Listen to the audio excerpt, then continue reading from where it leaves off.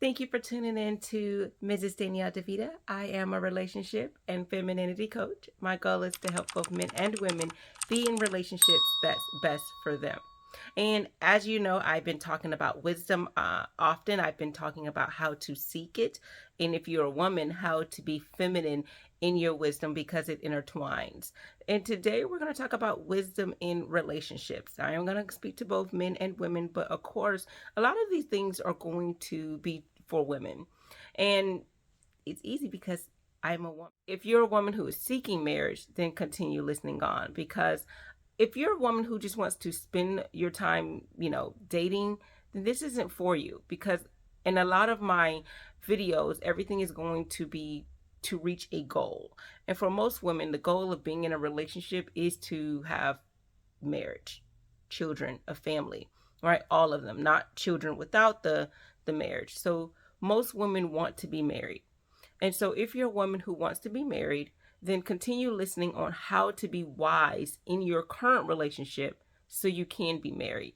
A lot of advice that you're going to hear is from women who are not married, or women who maybe, was married, but that was not a successful relationship. Or maybe they're currently married, but their relationship is not really what you would call a success.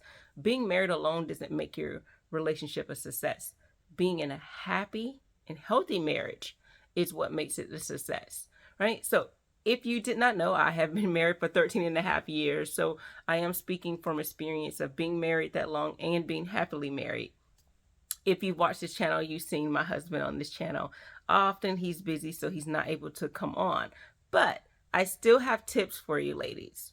So if you are someone who is seeking a relationship with a healthy man, right? Who, when I say healthy man, like he wants a healthy relationship, not, some, we'll see where it goes, a casual relationship, but he's a man who wants to be in a healthy relationship, who actually is interested in what you're interested in, marriage, which is one of the first steps of being wise, knowing that you're in a relationship with someone who wants to be in that same type of relationship with you. It's not good. It's foolish, actually, to be in a relationship by yourself, to have this thing going on in your head, but it's not in reality. A lot of times we try to read between the lines when it comes to men, but men actually tell us what they want. If you listen close enough, sometimes they don't tell us exactly what we want because they don't want to hurt our feelings, so they go around the way. But most of the time, if you ask a man, what are you looking for? Are you looking for marriage? If marriage is not on his sights right now, and you guys have been in a relationship for a long time, you guys should probably have a conversation about where you are, where you want to be, and if you're in his foreseen future, right? And if you're not in his future, that's okay. There can be two people that are good but not good together, and that's okay.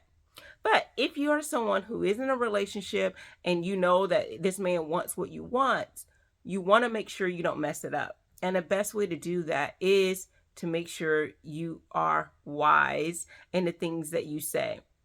One of the wisest pieces of information that I was given is, if you love him, act like it. So when you love your man, you want to make sure that your words and your actions show it. Sometimes as women, we can be emotional. We can be unhappy and be frustrated, be irritated about a situation or something that our man either said or have done, whether it was intentional or unintentional. Just like anyone else, they can say something that triggers us. The point is, unlike people that you don't know, this is a person that you do know and you do love. So you first have to ask yourself the question, did this person intentionally hurt me? And I'll give you a great example, because a lot of times we don't think things through when we're in the heat of the moment. Let's say maybe your husband forgot to put gas in the car. Or maybe it's gonna be a boyfriend. Maybe he forgot to, put gas in the car when he said he was going to do it and he didn't, and you got it back and now it's empty. Before you get upset and act a fool and be ready to say whatever it is that you want to say about why he neglected to do that, ask yourself the question, is this a man who is normally inconsistent? Does he always say he's going to do something and not do it? Is he the kind of man who is selfish, that would purposely do this because all he cares about is himself? Is this someone who intentionally meant to hurt me? Like, almost kind of like selfishness. He only was worried about his own desires at the moment, that he neglected you purposefully, or whatever it is. Ask yourself these questions, because if the answer is yes to any of these in any kind of way, the real question is, why are you with him? Not why he didn't put gas in the car, or why he didn't take you here or pick you up here, or whatever it is he was supposed to do and he didn't do. Missed another appointment, missed another birthday, whatever it is. Ask yourself the question. If the answer is yes to any of those questions, why are you with him? That's the real question. Not why he didn't do what he said he was going to do. It's, why am I with someone who is not consistent in the things that he says? So then you can stop there, and you can have a conversation. And if you've watched my videos enough, then you know that this is what you would call a crossroad. A crossroad is when you are approached with a situation or a conflict, and you have to ask yourself the question, if it's an unhealthy, of course, or a deal breaker, you ask yourself, do I want to stay in this relationship and continue to allow it to work? Of course, giving that person one other opportunity to make it right, and then we go on to have a successful relationship? Or should we just go ahead and part ways gracefully, right? And that's another thing about being wise. When you do cut things off, you want to make sure you're graceful in your actions. You don't want to be busting out windows and slashing tires and yelling, cursing, throwing things, bleaching things. You want to just end the relationship, move on, and be happy with your life. You don't want to have headache caused by your uncontrollable anger, because you want to be graceful in your situations if you are trying to be a feminine woman who is yet wise. All right. So if you are someone who says, if the answer is yes, then you're at the crossroads. If the answer is no, then now you can lower your blood pressure, because now you know this was not intentional. He is normally consistent. Yes, he messed this up, and you can bring it to his attention and say, sweetie, the gas was on E. Or if you know it's something that he hardly ever does, you may not even bring it up. You could just, sometimes things are not even worth mentioning. That's part of being wise. You don't have to mention every piece of conflict, especially if it's not important. That would be something that's petty, right? If it happens the second time, then you may want to bring it up, because now it may be a cause for concern. Like, hey, you're, often saying something, and then I noticed that there is a little inconsistency, and that's when you bring up that's when you're at your first crossroad. The one where you're at the crossroad of, do I want to be in this relationship or not, is when it's constant inconsistencies, and that's when you come to that deal breaker. But something that's petty, you can address it and move on from there.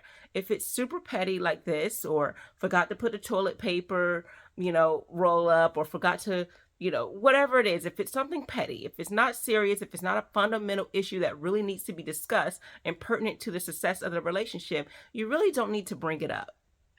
There's so many things that I just either do it because I know that, wow, my husband is busy. Just like me, he forgets things, or he's tired and he didn't get to it. I don't have to have an argument about it. So many times husbands come home, or boyfriends come to meet with their girlfriends, and they realize that it's always an argument, and it's over something trivial. And you want to make sure that you are intelligent enough to realize we could have had a happy relationship, or a happy occasion at that moment, rather than upset with each other over something like toilet paper, tissue, gas, right? Again, if you're having issues all the time and it's about the same thing, it's no longer really about that thing. It's really about something that's big. Like, let's say if it is gas, but it's all the time, the issue is no longer a gas issue. The issue is really, this person may be selfish, or this person may not be consistent at what they say. Those are the real issues, and that can be discussed. But when it's here and there, small issues, as a wise woman, I'm going to tell you, forget about it. Don't even worry about it. And once you come to realize that, a lot of your relationships will go through smoothly. One of the, I think there was 2 men that did a research on women or couples being married for a long period of time. The magic ratio is 5-1. Whereas when you have a conflict of any sort, if you are someone who has 5 positive interactions to every 1 conflict, your relationship is likely to be a success. Meaning, if one conflict was a tissue, one was a toilet paper, one was, the car issue, one was something about money, one was, so if you have 5 different issues or conflicts, I should say, issues or conflict, and how you deal with them. If 5 of those times out of the one you deal with them in a positive way, you're likely to have a positive continued relationship. So if you want to have that kind of relationship, then you're going to have to get away from the pettiness. A lot of times we're in our own feelings and we feel like we just have to say one last thing. We have to get our last word. Sometimes it's best to say nothing at all. You probably heard this many times and thought that this woman is weak who doesn't open her mouth every time she has something to say. No, this woman is strong because she knows she doesn't have to open her mouth every time she says something. If you ever notice how men are with children, men don't typically say much, but children truly understand. But we as women say so many words and get less of the same interaction that the child would have with the man. And in this instance, we want to be the same way when it comes to our man. We want to say less because your words are not going to really speak as loud as your action in certain situations. So you want to make sure that your actions speak louder than your words. A lot of times we get it twisted and we want to say much to get our point across. But men truly will understand what you mean when you do the action instead of the talking. And what I mean by that is if someone is, if you're in a situation or a conflict and you've already said something one time, I wouldn't repeat. I wouldn't yell. I wouldn't scream. You say it and you leave it alone. You don't make a fuss about it. You don't be passive aggressive by now having an attitude the entire time. You say it and you move on. Then you're likely to be taken more serious because this person won't think of you as having a tantrum or just pouting, and you'll get over it. But now they know that this is a woman who means business when she says it. So that means when you do have a true serious want to have a true serious heart-to-heart conversation with him about a deal breaker, he's going to know that you mean business and that you're not just having another tantrum. And this is one of the biggest things that's necessary when you're having these kind of conversations. You want people to truly believe you and want to make a change from there instead of them thinking, oh, they'll just get over it. Because there's a lot of men in situations where they know their woman is going to do a lot of yelling and screaming. And when it's all said and done, everything's back to square one. But you don't want to be that woman. You want to be a woman who is decisive, and most people will see that she's decisive. Like, okay, she means business. So she brought it to my attention. Let me do something about it. Of course, if you're with someone who runs your patience out, right? And run their grace out by continuing to do these things, now your deal breaker can come to a nice conclusion by ending the relationship graceful. And don't get upset. Be happy. You've dodged a bullet and you moved on. But a lot of times we think it's men that are the problem in a lot of these situations when it's us and our lack of wisdom. Our lack of wisdom to understand that when we say something, we should mean it just as much as we want the man to. It also means that we want to have enough self-respect that we're not even getting in a relationship that doesn't serve us, and that we are not going to be in relationships that are lingering on longer than they should be. I said it once and I'll say it again. A lot of times women are in relationships that's not best for them because they're in relationships longer than they need to be in. And the other thing is that a lot of women are not practicing and walking in their femininity. Part of being feminine is being warm. It's also being one who is acquiescing in some way. So you're not necessarily always trying to hold the reins and take control, because most women truly don't want a man that they can control, as I said earlier. A lot of women want a man who is in control of his feelings, in control of his thoughts, and in control of the situation, no matter what the situation is. Women want that. Most women want emotional security over financial security. Although if you're listening to the internet, you're likely to hear women that talk about financial security more, but those women will be just as sad if this man who has the financial security treat them wrong. They'll be just as sad as you are. And a lot of women are just as sad as you are, right? About how they're treated in many other ways. So you want to make sure, again, that you're with a man who is also wise, because a lot of times we're in relationships with men who are foolish. And then we're wondering, why is the relationship not going anywhere? Because you're foolish. for being with someone who is foolish. You don't know what he wants. He doesn't know what he wants. Or you do know what you want, but you're with someone who doesn't know what he wants, but you're calling him a leader and he's taking you nowhere. You're going nowhere fast because he doesn't know what he wants, but you're allowing someone who doesn't know what he wants to lead, because you're told that being feminine is allowing a man to lead, rather than understanding that also being feminine is knowing how to vet the people that are in their lives. Not just men, but vetting all people in your lives. You want to make sure that the people that are in your life has a purpose just as you do, because if not, you won't have anyone to help when you need to push you where you have to go. And I'm not saying that you need necessarily someone to guide and tell you everywhere you need to go, but you want someone who is going in the same direction as you're going, and that they're not going to bring you down, but they're going to add value to your life just as much as you add to theirs. So you want your friends, you want your family that are around you, and you want the man in your life to also have a purpose-driven life, right? And so whenever you're with someone and they don't know what they want, you'll be running around in circles just like them. You'll be asking them questions and they won't be able to guide you anywhere, because they're really looking for you to help guide them. Sometimes women are stressed out, always talking about they're waiting to exhale, right? Because they've been holding in their breath and doing all of this and all of that, but no one told you to do all that. And the person who told you to do all that, if you look into their life and you can truly see, you know what, this relationship, I don't know why they're not in the best relationship. Sometimes we're looking at people and we think that they have something that they really don't have, because maybe they told us that they had this. Maybe it looks like this. The grass always looks greener on the other side. But when you really look into that person's life, you should ask yourself the question, well, are they where I want to be? Are they married like I want to be married? Are they living the life I truly want to live? Is this what I want? Because if not, then you want to make sure, okay, let me find someone who not that I'm necessarily envy, but I, inspired to be.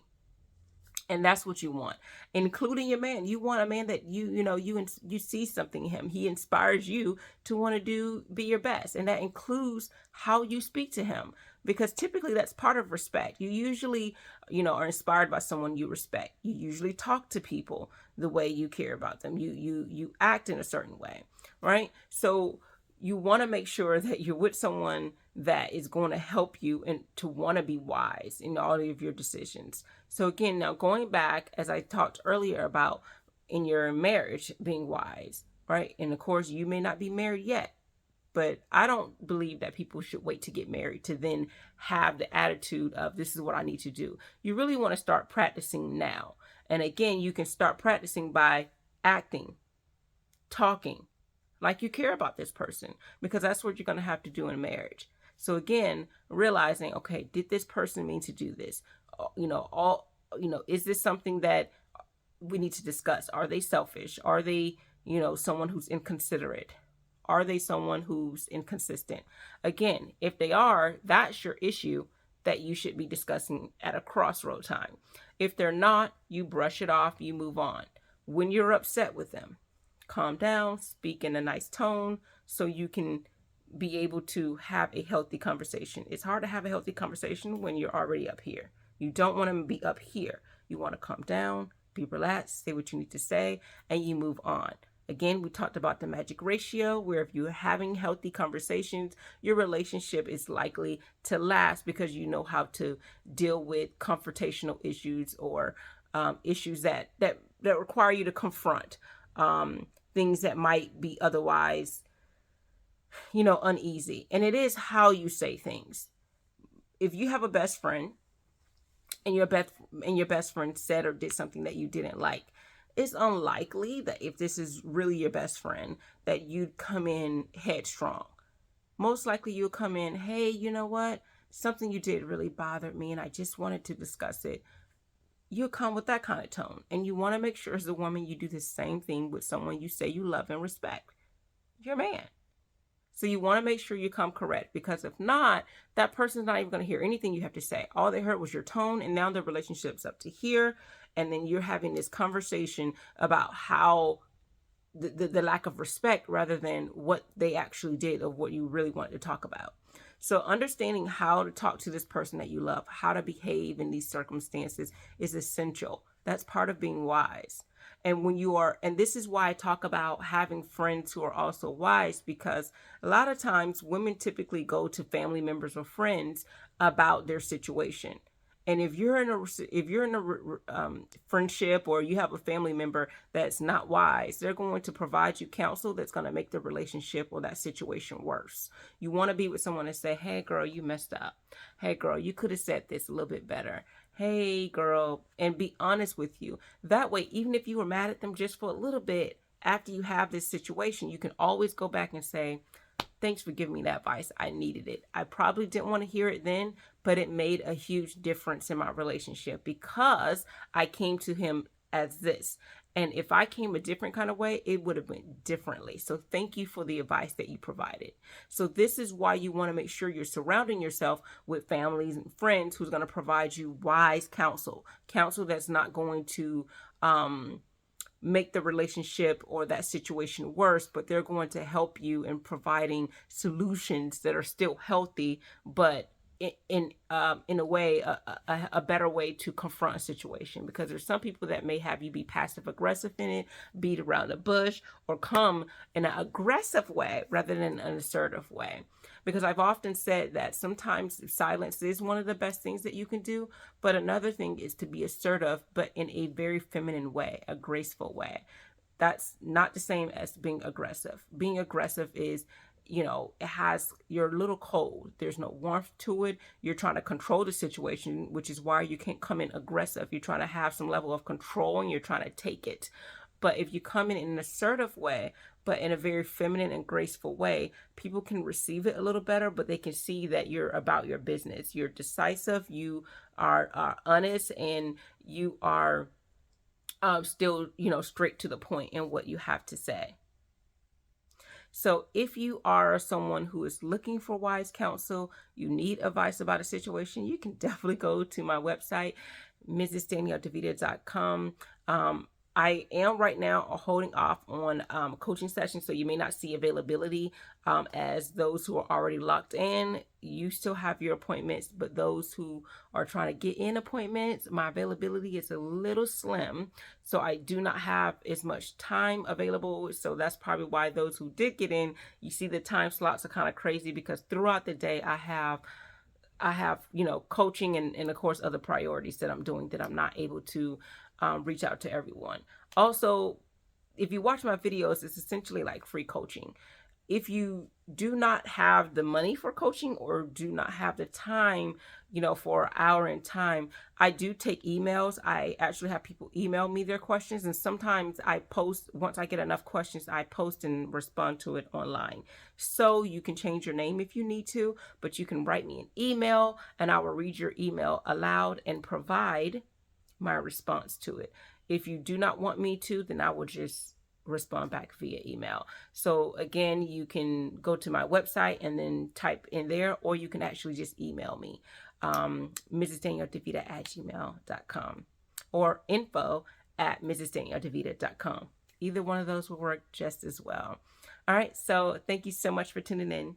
Take care. Femininity Perk 101.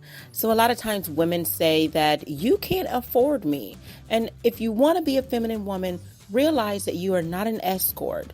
And committed relationships ought not to be transactional.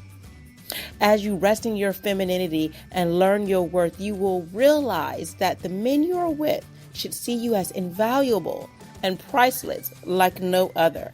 And yes, you can have shopping sprees, 5-star dinners, and trips, but those things won't make you different and won't set you apart. Things that are priceless and invaluable, money can't buy. Money can't buy peace in a relationship. Money can't buy your love. Money can't buy your joy, your joyful spirit. It cannot buy your gentleness, kindness, your self-control is in controlling your emotions and how your responses to things, your personality, your attitude or mindset as a whole. If you notice, these are also fruit of the Spirit from the Bible, right?